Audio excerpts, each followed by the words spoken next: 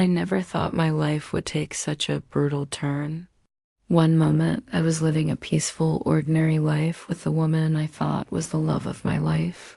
And the next, I was lying in a hospital bed, trapped inside my own body, motionless, unresponsive, yet aware of everything around me. Yes, I was in a coma.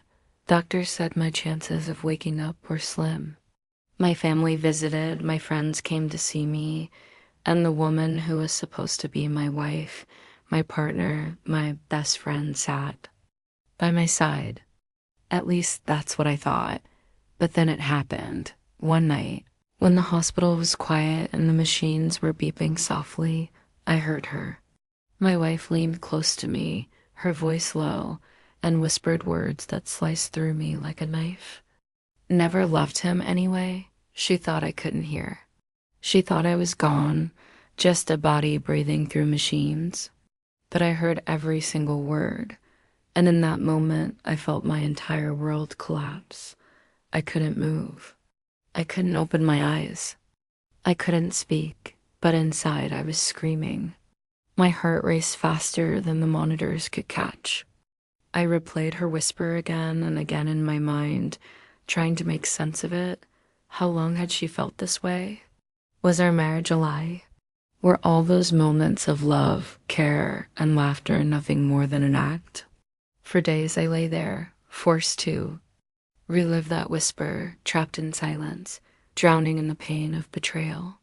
She would visit, holding my hand as if she cared, but all I could hear was her voice that night, admitting she never loved me. And then I started noticing more.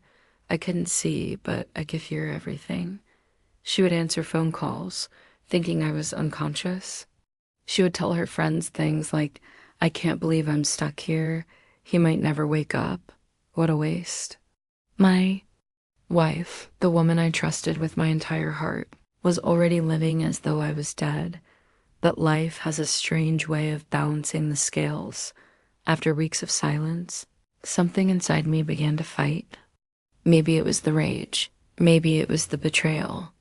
Maybe it was my will to prove her wrong. Whatever it was, my body began to respond. Slowly, painfully, I started to recover. When my eyes finally opened, the first face I saw was hers.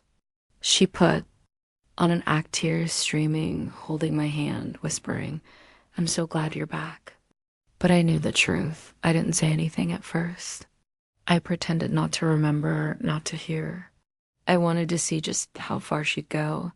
And oh, she went far. She played the role of the loving wife, posting on social media about how she stayed by my side through it all. She told family and friends she never gave up on me. But behind closed doors, I heard her phone calls. I saw her sneaking out late at night. I watched her text another man, laughing and sharing the kind of intimacy she never shared with me. And then it all made sense.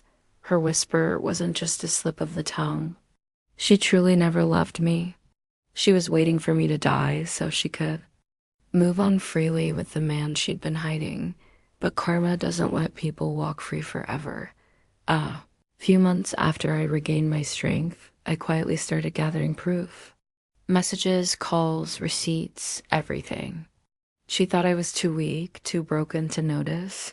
She thought she had me fooled. But the truth was, I was more awake than ever, and when the moment came, I let karma take the wheel. The man she was sneaking around with, he wasn't the loyal lover she thought he was. He was using her. He drained her money, lied to her, and when she thought he would finally commit, he disappeared. She came crawling back to me, pretending as if nothing had happened, acting like she was the victim. But I wasn't the man in the coma anymore. I wasn't blind to her lies. One evening, I sat her down, calm, collected, and with a strength I didn't know I had, I told her, "I heard you that night, every word. And karma has already given you what you deserve." Her face turned pale. She tried to deny it, but she knew. The shock in her eyes was enough. I left her that night. Not with anger, not with rage, but with peace, because I didn't need revenge. She destroyed herself with her own choices. Today, I stand stronger, free of the chains of a loveless marriage. She lost everything, her dignity, her false lover, her comfort. And me? I gained everything, clarity, freedom, and the strength to rebuild my life. When I was in that coma, I thought I was powerless. But the truth is that coma woke me up more than anything else ever could. And as for her, she forever regret those words she whispered, believing I could never hear them, because I did. And they changed everything.